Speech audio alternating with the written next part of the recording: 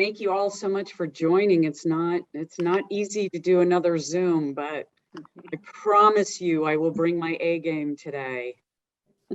I know we really are blessed to have Heather, who is an amazing supporter of Savvy Ladies, a supporter of women and girls, financial empowerment. Education is really important. So really, we're pleased to have everyone on the call today. Just some house and ground rules. This is a meeting. So Heather will present. You are able to ask questions using the chat. We'll save all the questions till the very end. We will have a conversation for about a presentation for about 35 minutes and then go to Q&A.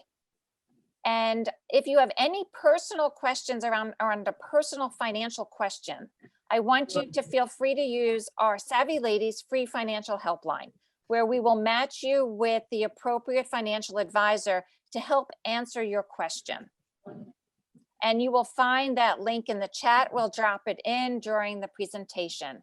So now it's 1:03. I think we're going to get started. We have a nice group of attendees on the call. So Heather, I want to say thank you so much on behalf of Savvy Ladies, Stacey Francis, the founder of Savvy Ladies, for joining us today and sharing your wisdom and your advice and guidance and tips with everyone. I send it to you.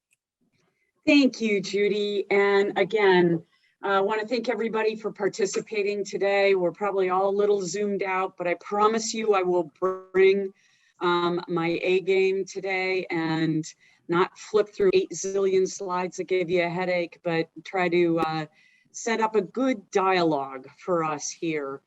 And I just want to kick it off with giving you a little bit of kind of my inception story, so to speak, and why I do the work that I do and how I got connected to Savvy Ladies as well. So I started out in the industry doing some investment internships and that type of thing. Worked for Jeffries and Company in Boston and came back to Cleveland in the late 80s. I'm from Cleveland, Ohio originally, and started working with some female philanthropists. And these were amazing women, way ahead of their time, really trying to make change. And I learned 3 important things from them. Number one, that only 6% of national funding was going to programs for women and girls.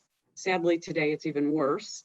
Number 2 was that even though they actually were the one managing the finances in their family, or they had inherited the money, or they were the widow or whatever, they were treated very poorly by the financial services industry.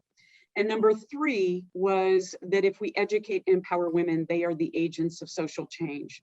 So as we think about making our world better, women are going to be the major drivers of that.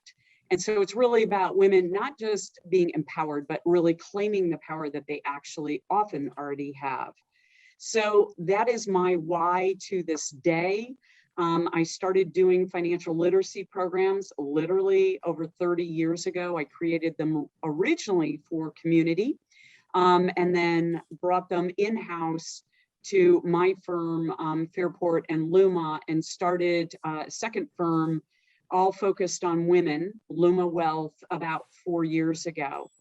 But in 2015, I was introduced to an amazing woman, Stacey Francis, as we became Investment News Women to Watch. And what Women to Watch is all about is women who are trying to advance the financial services industry through their work serving predominantly women. And Stacey and I became fast friends with our common passion of really trying to change the world for women. We at our firm focus on financial literacy. Obviously, Savvy Ladies does as well. We also focus on creating connections of women to both traditional resources as well as non-traditional resources, which might be something like elder care, something along those lines, and connecting to other like-minded and like situation women. Again, Savvy Ladies trying to do a lot of those same things. And then lastly, it's about celebrating women and their accomplishments. So the first thing I want you to do, if you're sitting by yourself, is put up your hands, drop one behind you, and pat yourself on the back, because This is self-care, and that's a lot of what it's about as women. We've got to do more of that. So I'm going to start by just also kicking off a little bit on the difference between financial health and financial wellness, because you're going to hear me refer to financial wellness. Some people have hijacked that term, but I will tell you what it means in its true essence. So financial health would be more like, how much money do you have and what do you plan to do with it? So it's a little bit more kind of what your balance sheet might be, you know, what's coming in, what's going out. Financial wellness is different. Financial wellness is really taking into consideration your health, taking into consideration your mental health, your physical health, your psychological health. And why is that? Because we have a financial health crisis, financial wellness crisis going on in this country, where over 70% of Americans, regardless of socioeconomic status, say their largest source of stress is financial. And that was pre-COVID, by the way. And we all know COVID probably made it worse. So I'm really trying to shift the conversation from how much money do you have, what is it, to the why, what's important to you. So you're going to hear me talk really more in those terms today. And I'm going to start with sharing my screen here. And hold on, let's see, it's not letting me do it. So let's just see if we can't get this to work. There we go, now it is. So I'm going to start with some slides here. And as I said, I'm really going to try not to fly through these because I think that is a lot. But let me start with slide number 2 here, your money history.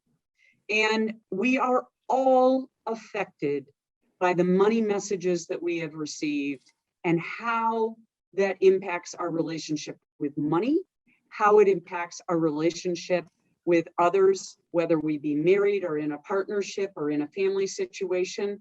And I would say also your advisors.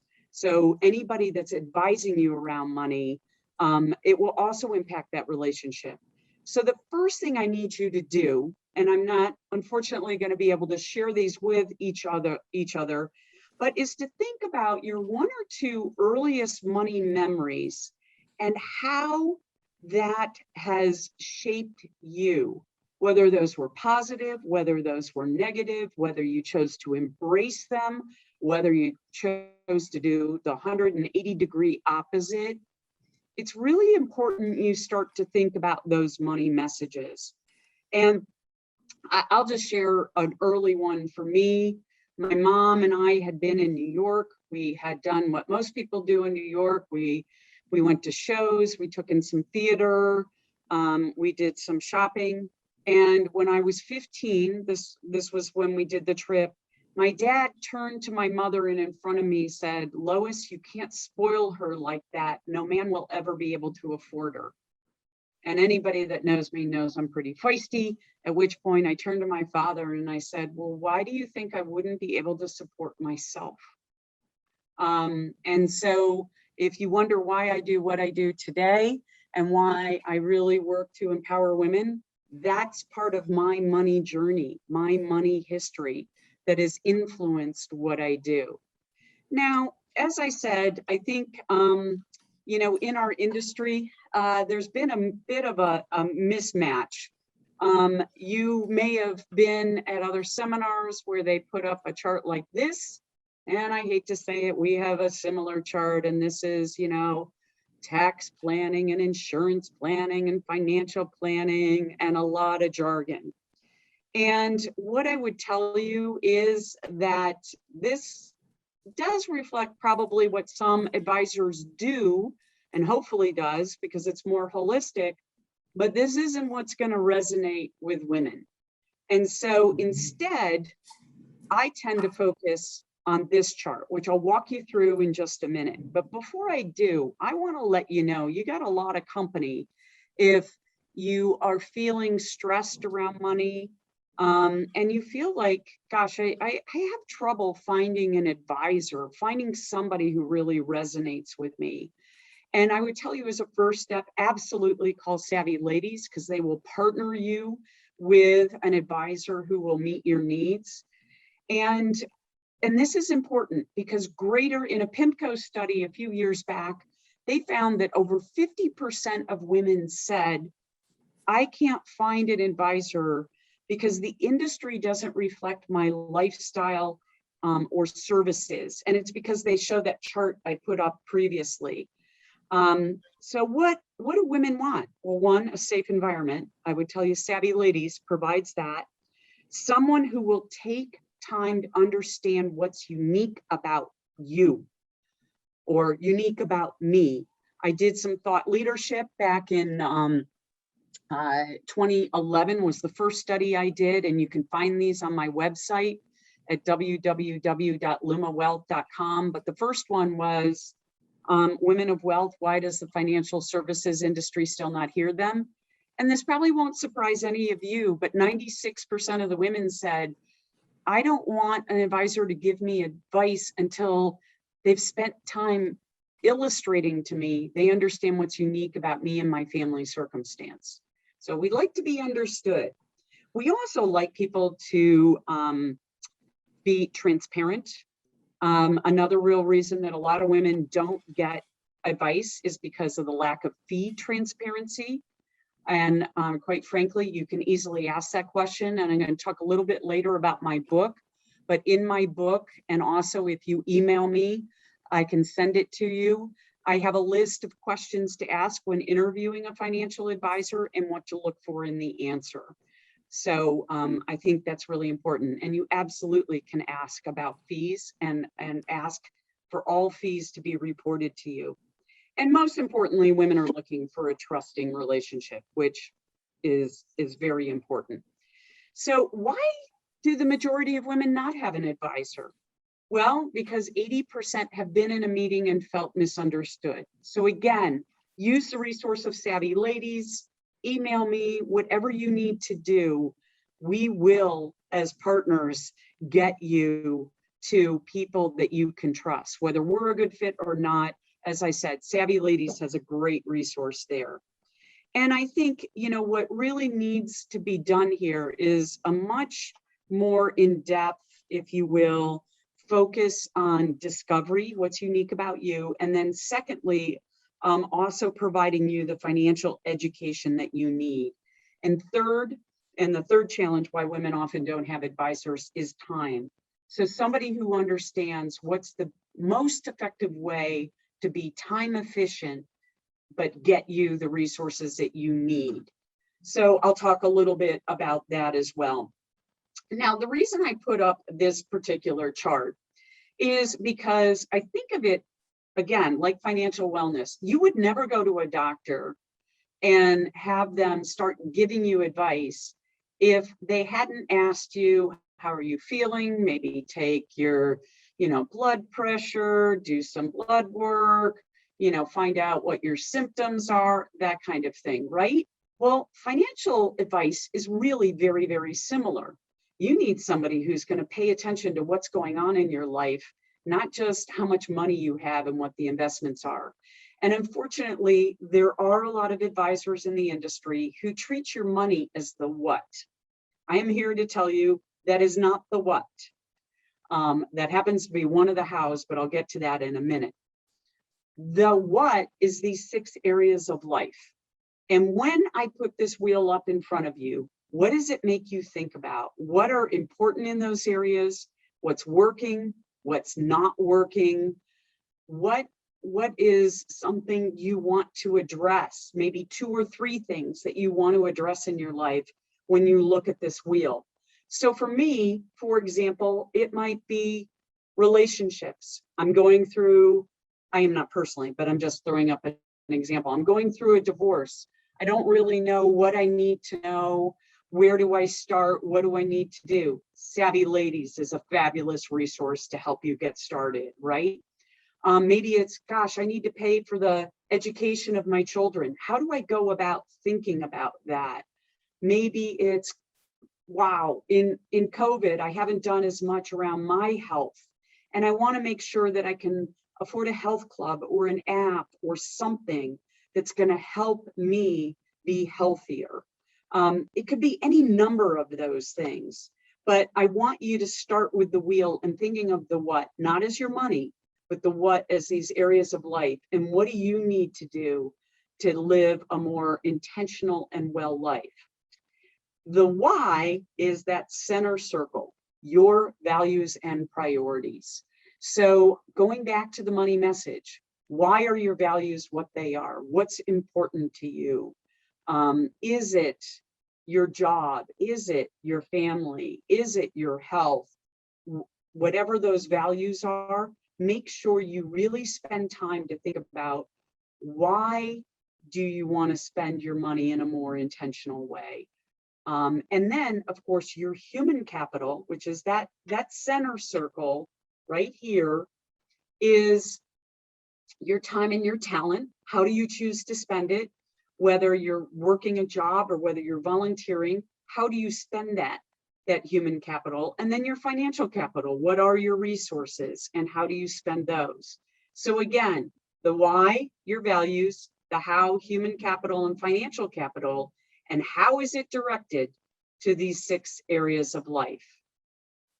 So now I'm going to talk a little bit about another chart that I created called the comfort zone.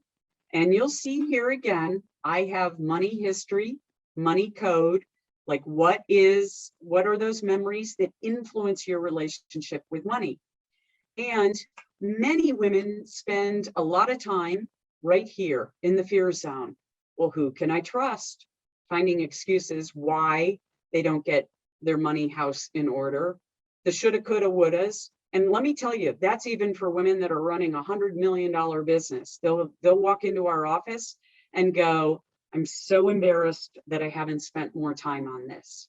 So we all have, as I say, our money baggage, and we need to just throw it in the trunk, get rid of it, and start moving forward. We have got to move out of this fear zone. Well, how do we start to do that? Well, we start figuring out who can I trust. So you find a fiduciary who can help you steer your financial planning and eventually your investments. And Savvy Ladies can get you started on that. We have resources at Luma that can help you get started on that. Knowing what you have. I know this sounds really basic, but a lot of people don't know what are their assets, what is coming in terms of income or other resources, and then what is going out. And hopefully you have more coming in than what's going out, but you may have debt, you may have other things that need to be addressed. Just simply starting to build a record on that. And I do have resources in my book that can help you with that. And then, as I said, what's working and what's not? What are you spending money on? I know in 2008, 2009, in the market downturn, I sat down with our kids and I went over a budget and said, listen, we're eating out too much. We've got to cut expenses, given what's happened in the economy and given what's happened with our retirement funds and everything. And so we're going to cut back on eating out. We're all going to cook more. And we saved a great deal of money. We also decided that we weren't going to cut spending time together as a family, but we were going to spend it in a way that was much more cost efficient. So really understanding what's working and what's not, and holding up the mirror and being honest with yourselves. And then working with Savvy Ladies or another advisor on what can help you start to get a clear plan on what are the next steps. Doesn't have to be everything. You're not going from 0 to 100 here. You're just starting to say, what are the next few steps that I need to take? And it just doesn't need to be overly complicated. It really doesn't. And it doesn't start with investments, folks. It does start with understanding what is coming in, what is going out, and how do I start to build a healthier and more intentional life. And then throughout your life, you are going to move between this learning zone here and the confidence zone. And the confidence zone is where you get to once you have the financial education to make good decisions, once you have the support system there, once you have, a connection to some trusted advisors. But the fact of the matter is, you're going to hit new phases of life where you're going to bump back into a learning zone. Before you all got on, we were talking about elder care. And I think for a lot of women, when we jump into taking care of our elders, and it is 80% of women that do, one of the things we got to deal with is, oh gosh, what are the documents that mom or dad have in place?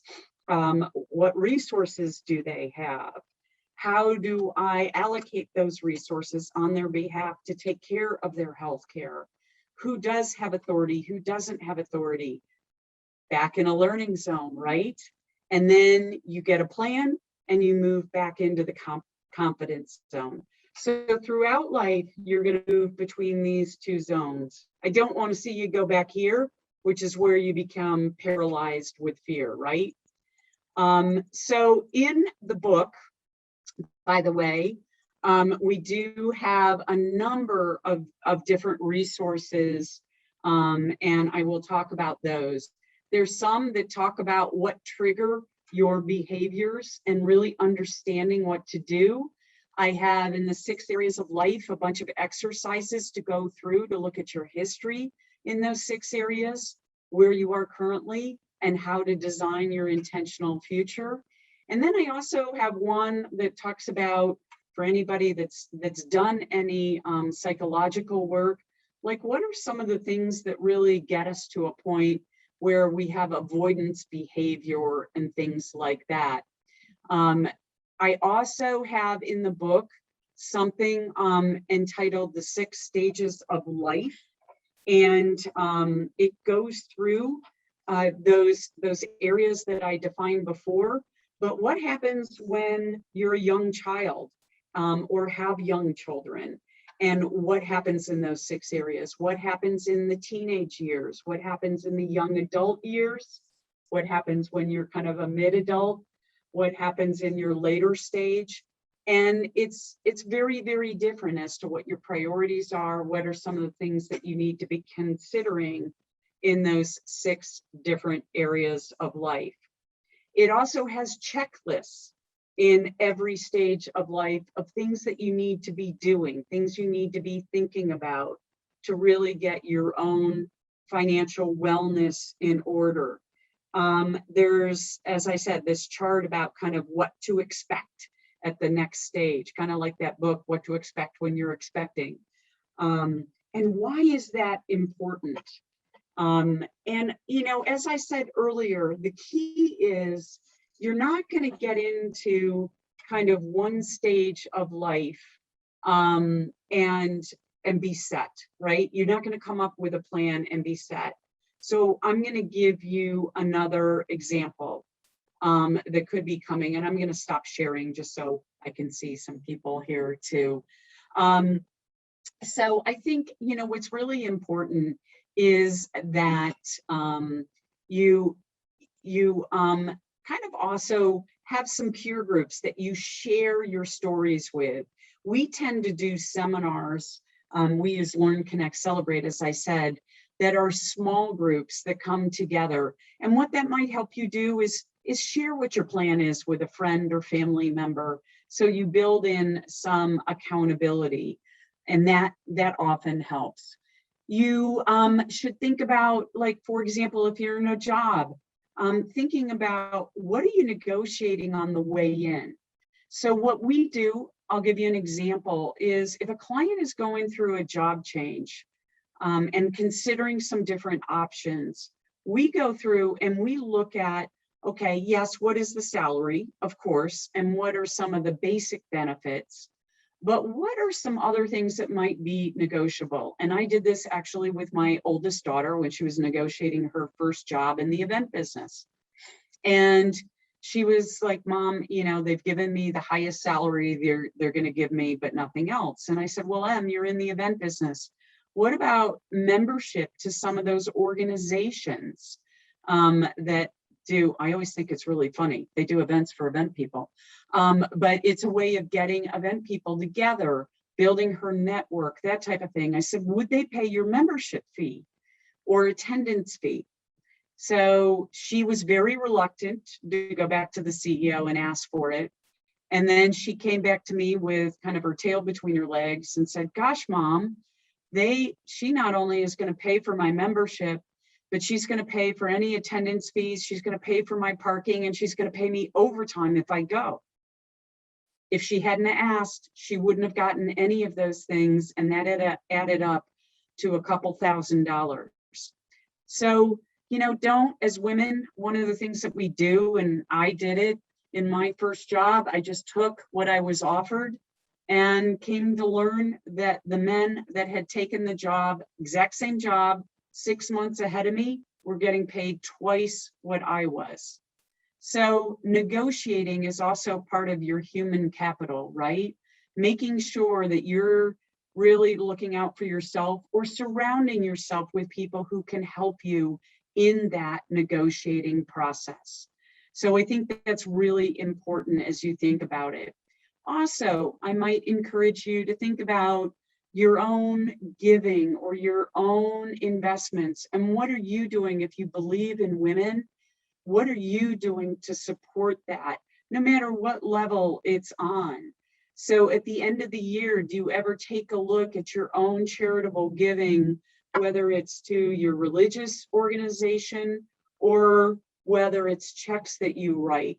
Does it reflect your values? And I know in our family, interestingly, I said to my husband, we were talking about, we do give back to our educational institutions. And I asked him if he wanted to do a bigger gift to his, given that we were going through COVID and those types of things. And he turned to me and he said, Heather, I love the fact that focus on family giving is on programs that advance women and girls. And I rather see it go there. He still loves his school. He still gives to his school. But we as a family have decided that the bulk of our giving will go to programs that support women and girls, going back to that 6% number that I started with. So, I just encourage you to think about your financial capital, not just, what are you spending, but how are you thinking about your community and those things as well. So now I'm going to go back to financial wellness. And as I said, financial wellness is really more related to your health, your mental, your physical, your psychological space than it is just how much money do you have and how is it spent. So I really encourage you to use this framework that I've talked about today. I'm also going to share here a couple other resources. I apologize, trying to get back to the share screen here. There we go. And you'll see here, you can connect with me in a number of different ways. This is my email, Heather Ettinger, Heather.Ettinger at Luma Wealth. I'm on LinkedIn. I do a lot of posting on Twitter of different resources and all. And the firm lumawealth.com also has it. And I have a Facebook page as well.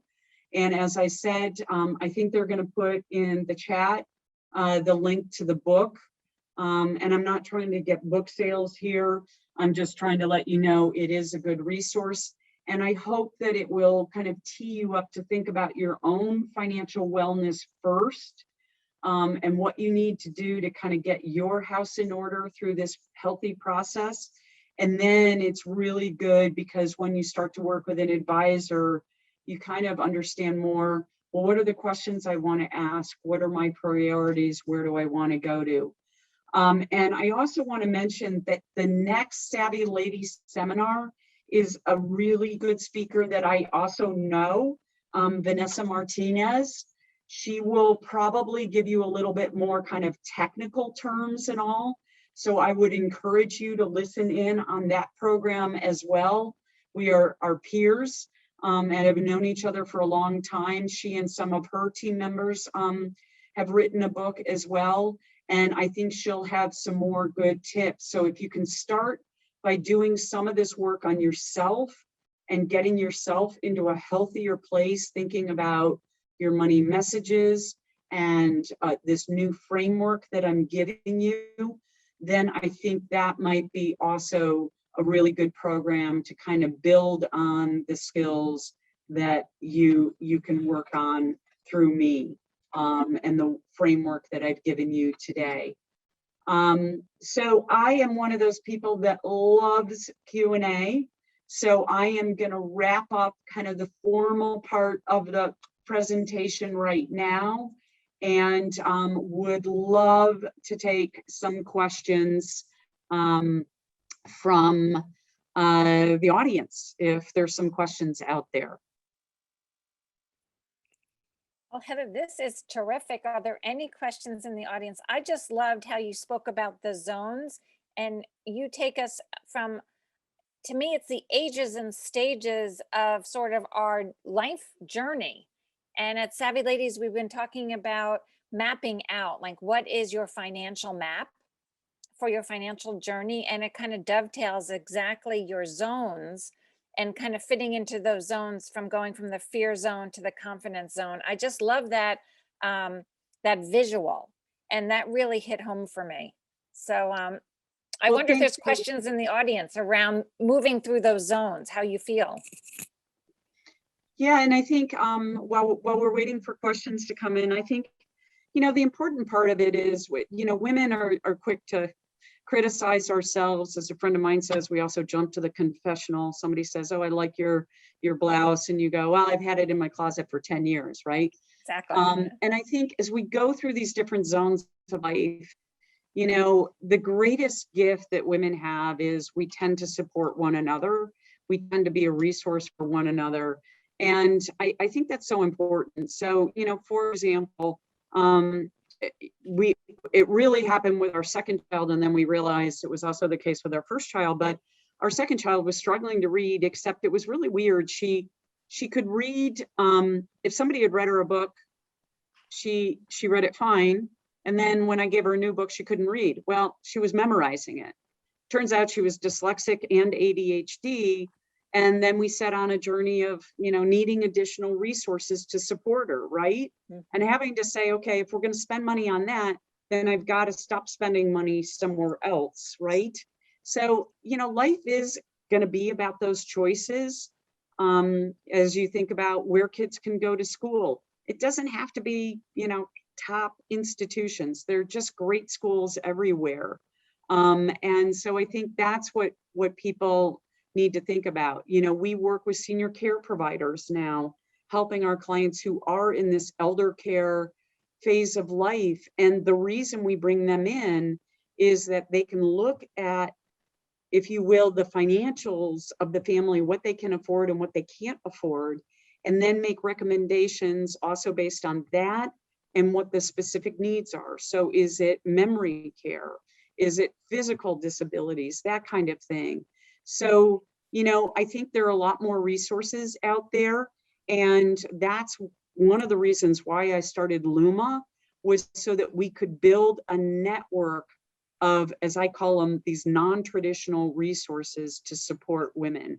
It's not easy being a woman, even in my breadwinner study, where women are either 50% or more of the breadwinner in the family. Still, even if they were the only breadwinner in the family, they were doing over 70% of the family chores, so to speak. So scheduling, dentist, pediatrician, all those things. We put a lot on ourselves, and often, even in our industry, we put our financial house last. Well, I'm here to tell you, you can't. You absolutely can't. Nobody is going to take your money more seriously than you do. And so that's why, you know, as I said, Savvy Ladies is such a trustworthy resource that you can't not use it, because these are advisors that they've screened, advisors that are going to look for you in your best interest. And that's really, really important. And I think, you know, I really encourage you to use that resource to support you as well. Well, Heather, thank you so much for all your advice and guidance and support of Savvy Ladies. It's absolutely amazing. Any questions from our participants today? Would love to hear your thoughts and comments. We have a couple minutes left as we head on to the top of the hour. Anyone would like to share anything? Please. I would like to say something. It said the chat was disabled, so I don't know if I was trying to see if I could type something in.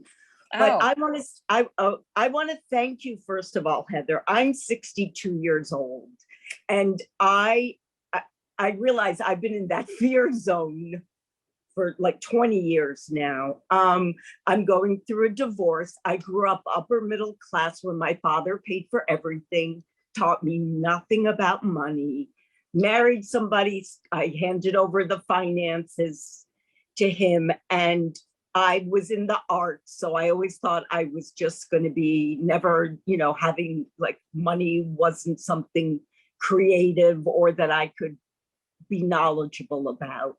And I just started, honestly, today, I think, because it makes me so anxious to even I was like, can I sit for an hour and listen? But you made it personal and you made it creative. Like it isn't just numbers. And, I just feel like I kind of have to dig out of a deep hole with debts and never having planned anything around money. I mean, I luckily 2 years ago through a friend got my first ever full-time job. And I just switched it a year ago during COVID. I signed my first lease ever in my life on my own in New York City, starting this August, which immediately gave me an anxiety attack because I felt like, oh my God, like I've committed, but it was good. I wanted to commit to something and sit down and